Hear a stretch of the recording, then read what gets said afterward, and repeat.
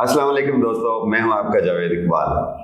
आज का simple topic ये है कि बीज, स्पेशली आजकल जो हम विंटर वेजिटेबल के सीड्स लगाते हैं या फॉर दैट मैटर फूलों के सीड्स होते हैं, वो कितने दिन में जर्मिनेट होता है, उसको जर्मिनेट होने के लिए कितना टेम्परेचर चाहिए होता है, आइडियल टेम्परेचर, ये सब के ज़हन में बहुत बड़ा सवाल है।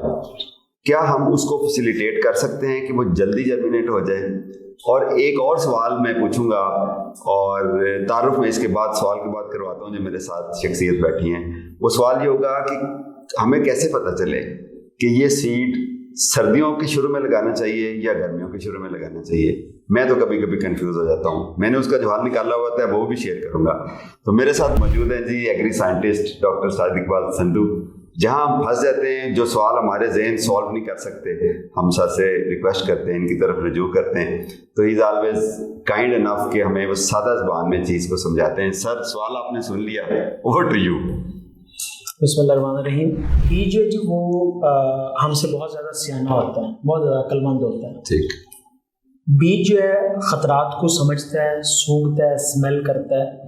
बीज में सिर्फ एक कमी है, उसके पाँव नहीं होते, वो भाग नहीं सकता। ठीक। आप उसको गर्मी में रख दें, सर्दी में, अगर उसके हमारी तरह पाँव हो तो कभी कमरे में न ठहरे, बल्कि हमारे पास भी न ठहरे। तो बीज जो है उसने कुदरती तरीकों से उगना है, उसने माहौल को सूंघना है, स्मेल करना है और फिर उसने उगना है। बीज अपने आप को ज़ाया करने के खौफ में मुब्तला होता है। और आपके लिए बड़ी हैरानकुन चीज़ होगी कि बीज जो है उसके अंदर अल्लाह पाक ने दो दिमाग रखे होते हैं। एक दिमाग उसको उगने से पहले मदद देता है, सूंघने में और स्मेल करने में कि क्या तुमने उगना है, और दूसरा दिमाग जो है वो जब उगने का प्रोसेस शुरू हो जाता है तो फिर उसको बताता है कि तुम्हारी जड़ जो है निकल के ज़मीन के अंदर या अंधेरे में जाएगी और तुम्हारा तना या तुम्हारा पत्ता जो है वो निकल के पॉजिटिव जियोट्रॉपिज्म के तहत जो है ऊपर की तरफ जाएगा। तो बराए करम इसमें हमें जो सबसे स्पेशल चीज़ है वो समझनी चाहिए कि बीज को आप धोखा नहीं दे सकते। आप बीज को पानी के गिलास में डालें, निकाल के रख दें और कहें कि उग जाओ, वो कभी नहीं उगेगा। बीज 24 घंटे कम से कम स्मेल करता है, सूंघता है कि क्या वेदर कंडीशंस, मॉइस्चर, टेम्परेचर वैसा ही है। जब वो 24 घंटे के बाद उसको समझ लेता है, तो समझने के बाद उसके वो एंजाइम्स उसके अंदर से रिलीज होते हैं जो कि उसके माइक्रोपाइल यानी कि छोटे से सुराख को, बीज के आमतौर पे आपने देखें एक उसकी साइड के ऊपर जो बारीक साइड होती है वहां पे एक छोटा सा सुराख होता है। उस सुराख को कहते हैं माइक्रोपाइल यानी कि छोटा सुराख। उस सुराख के अंदर जो है वो बीज अपना पानी को खींचता है, अपने अंदर लेके जाता है। इस प्रोसेस को इंग्लिश में कहते हैं इम्बाइब करना, इम्बिबिएशन। अब वो जो पानी अंदर लेके जाता है वो फिर उसके अंदर जो कॉटिलेडन उसके अंदर पड़ा हुआ है, जो रेडिकल पड़ा हुआ है, यानी कि जो उगने वाले हिस्से हैं, जो जड़ है, जो उसका पत्ता है, उसको वो अंदर लेके जाता है और फिर उसको बताता है कि अब तुम्हारे जागने का वक्त आ गया, अब तुमने उगना शुरू करना है, तुम इस काबिल हो गए हो कि तुम दुनिया को अपना चेहरा दिखा सको। तो देखिएगा पहले दिमाग ने उसको सेंस किया कि 24 घंटे हालात हो ही रहते हैं, कि ऐसा तो नहीं कि मैं उगूंगा तो फंस जाऊंगा, ये तो पानी या मॉइस्चर टेम्परेचर चेंज हो जाएगा। 24 घंटे के बाद उसने अपना वो होल जो था वो ओपन किया और उसने पानी को इम्बाइब कर लिया। अब उगने का प्रोसेस शुरू हो गया। जैसे ही वो कॉटिलेडन, जैसे ही वो चीज़ जो है स्प्लिट आउट होती है, जैसे रेडिकल बाहर निकलता है, जैसे जड़ बाहर आती है, तो अब अगला प्रोसेस शुरू होता है। आपने कभी भी किसी बीज को उल्टा उगते नहीं देखा होगा कि जड़ बाहर निकल आए, तना जमीन के अंदर। अगर गलती से आप बीज उल्टा लगा भी देना तो वो जोर लगा के अपनी जड़ को दोबारा ले जाता है, नीचे चली जाती है। इसको हम कहते हैं, उसका दूसरा दिमाग उसको फैसला करता है और उसको बताता है कि तुमने जमीन की कशिश शकल के साथ अपनी जड़ को नीचे लेके जाना। इसको हम कहते हैं पॉजिटिव जियोट्रॉपिज्म। कुछ लोग इसको अंधेरे का इफेक्ट भी कहते हैं। और आपने उस कशिश शकल से मुखालिफ सिमत के अंदर अपना तना लेके चलना है। ये कुछ लोग इसको रोशनी का सफर भी कहते हैं, उसको कहते हैं पॉजिटिव जियोट्रॉपिज्म। अभी आपको रोशनी का सफर, ह्यूमन के अंदर भी पॉजिटिव जियोट्रॉपिज्म नजर आता है, पॉजिटिव वाइब्स नजर आती हैं। और कभी भी एक पॉजिटिव वाइब रखने वाला बंदा जो नेगेटिव वाइब के पास नहीं बैठ सकता। जड़ ने तने से दूर ही रहना है। दोनों के अपने अपने काम है और मुआशरे में दोनों की जरूरत भी है। बिल्कुल इसी तरीके से जैसे सास की और ससुर की और बहू की जरूरत पड़ती है, तो पॉजिटिव और नेगेटिव वहाँ पे मौजूद होते हैं। ठीक है। अच्छा सर, कितने दिन लेता है सीड? हमें कोई एक जनरल आइडिया दे दें, हमें पता चले कि जी अब लेट से भिंडी तोरी का सीड लगाया है तो ये 2 दिन बाद उगेगा या 4। हम आज सीड लगाते हैं और हमारी ख्वाहिश होती है कि अगले दिन वो उगाओ, और कुछ ऐसे हैं जो उग भी जाते हैं। मैं आपको इसका रूल बता देता हूँ। आप बीज को चक्की लगा के देख लें, यानी कि उसको दांत से तोड़ के देख लें, तो उसको हाथ से, अगर तो वो नरम नाजुक सा है, उसका आउटर शेल जो नरम है, बारीक है, तो वो 3 से 5 दिन में उग पड़ेगा। ओके। कुछ इससे भी जल्दी उग पड़ता है, जैसे खीरे का बीज है वो जो 48 घंटे में उग पड़ता है, ठीक है। अच्छा, अगर उसका आउटर शेल जो है सख्त है थोड़ा सा, जैसे करेला है, जैसे कद्दू है, जैसे कुछ और, वो थोड़ा टाइम ज्यादा लगाता है, वो 8 दिन में उग पड़ता है। कुछ का बहुत सख्त है, जैसे बेरी का बीज है, जैसे खजूर का बीज है, कुछ और चीज, उनको उगने में 20 दिन भी लग सकते हैं। उसको नरम होते, शेल को समझते हुए, उगते हुए, नरम पड़ते हुए, इम्बिशन के प्रोसेस से गुजरते हुए उसको टाइम ज्यादा लग जाता है। हम अपनी ख्वाहिश को एड्रेस करने के लिए क्या इस जर्मिनेशन प्रोसेस को स्पीड अप कर सकते हैं? बिल्कुल कर सकते हैं। इसके 2 तरीके हैं। नंबर 1 तो बीज जो है बाज़ औक़ात में सोया होता है, स्लीपिंग पीरियड से गुजर रहा होता है, उसको कहते हैं डोरमेंसी। डोरमेंसी क्या होती है कि बीज अपने पौधे से, फल से निकलने के बाद एक खास अरसे के लिए सो जाता है, उसको उठाना पड़ता है, डोरमेंसी को ब्रेक करना पड़ता है। वो अब मुख्तलिफ स्केरिफिकेशन से, यानी कि उस बीज को जमीन से टकरा के, गिरा के, छत से फेंक के, हथौड़ी से कूट के, मुख्तलिफ तरीकों से उसकी डोरमेंसी को तोड़ सकते हैं।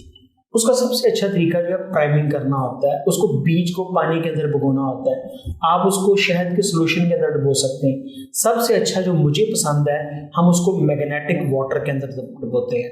अगर आप अपने बीज को चाहते हैं बड़ा जल्दी उग पड़े, लाइट वाटर चाहिए, एक तो मीठा पानी ले लें, किसी भी अच्छी कंपनी या आप नेस्ले का, किसी और कंपनी का, यानी कि जो मीठा पानी हो, या जो आप पीने का पानी इस्तेमाल करते हैं। दूसरा, उसके राइट एंड लेफ्ट के ऊपर आप मैग्नेट लगा दें। Really? हाँ, उससे पानी जो है वो रेडली बीज के अंदर एब्जॉर्ब होना शुरू होगा, मैग्नेटिक वेव्स का फ्लो होगा। अच्छा, कुछ टेक्नोलॉजीज को पढ़ें, ये बड़ी जरूरी है। जैसे कि मैंने अभी आपको बताया ना कि उसको आपने पढ़ना है, role of magnetiser in agriculture. Okay, तो ये बड़ा दिलचस्प टॉपिक है। दूसरा रोल पढ़िएगा जो आप आमतौर पर नहीं किचन गार्डनर्स पढ़ते, वो है वैक्सिंग एंड वेनिंग, जो कि आपने भी शायद इससे पहले नहीं पढ़ा होगा। बड़ा मजे का टॉपिक है वैक्सिंग एंड वेनिंग, चांद का बढ़ना और कम होना। जो बीज, इसके पीछे थॉट क्या थी कि चांद की 14वीं तारीख को पूरा समुद्र तक ऊपर उठाता है, इतनी उसकी स्ट्रॉन्ग वेव्स होती हैं।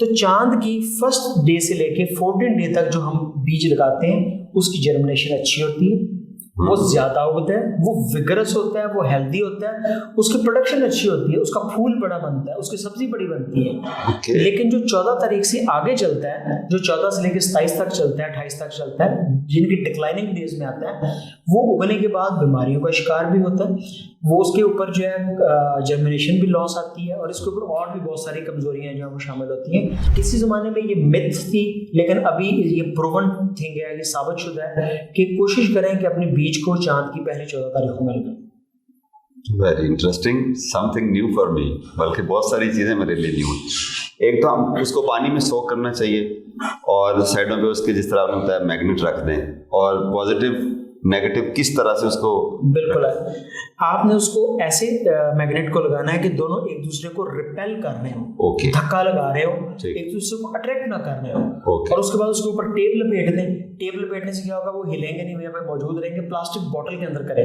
मैं तो आमतौर पर ये करता हूँ, 1 लीटर वाली बोतल लेते हैं, उसमें बीज डाला, दोनों तरफ से मैग्नेट लगाए, या आपको तस्वीरें भी मिल जाएंगी, आप वीडियो में इसको, मैं नेक्स्ट वीडियो में बना के करके दिखाऊंगा। गुड हो गया। और उसके ऊपर आपने टेप लगा देनी है, और उसके पूरी रात में वो मैग्नेट लगा रहेगा, सुबह तक आपका बीज इम्बाइब हो चुका होगा।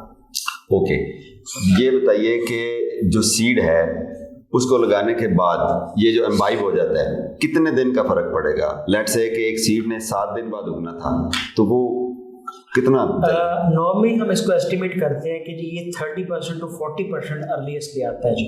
ओके सर, एक और चीज, सिंपल सा क्वेश्चन ये है कि सीड्स की जर्मिनेशन में जिस तरह और फैक्टर्स हैं, पानी है, मिट्टी है अच्छी हो, जो टेम्परेचर है, what is the ideal temperature? जी, आप उसको जितना मर्जी अच्छा पानी दे लें, जितने मर्जी अच्छी हालात दे लें, जब तक कि उस बीज की स्पीशीज के मुताबिक या उसके ग्रोइंग हैबिट के मुताबिक उसको टेम्परेचर नहीं मिलेगा, वो नहीं उगेगा।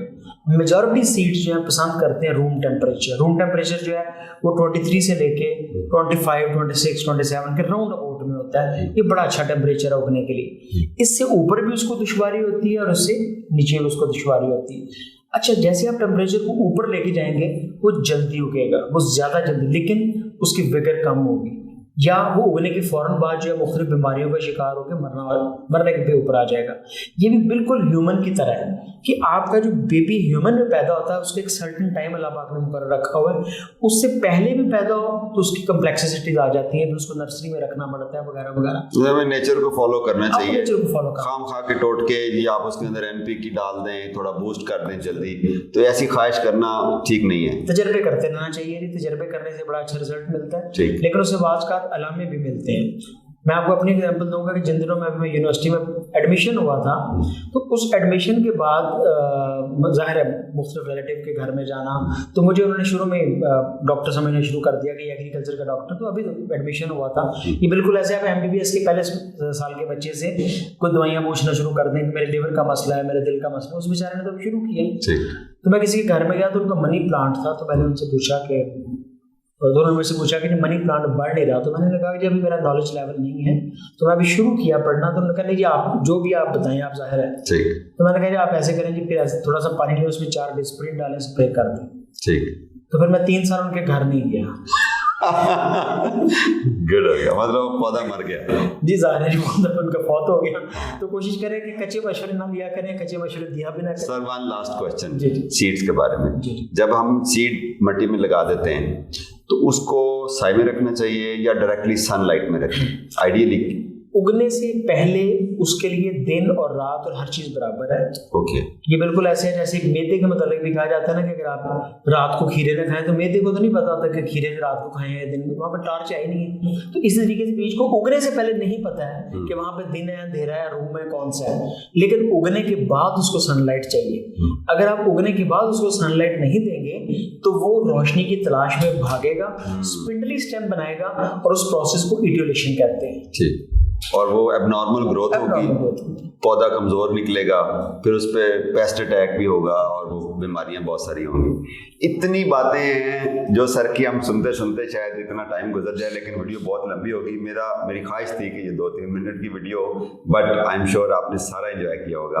इस तरह के और आपके ज़हन में कोई क्वेश्चंस हों, जनरल या स्पेसिफिक, आप कमेंट्स के अंदर हमसे जरूर पूछेगा। सर बहुत शुक्रिया, thank you very much, you always make us enlightened and smile, keep smiling, happy gardening.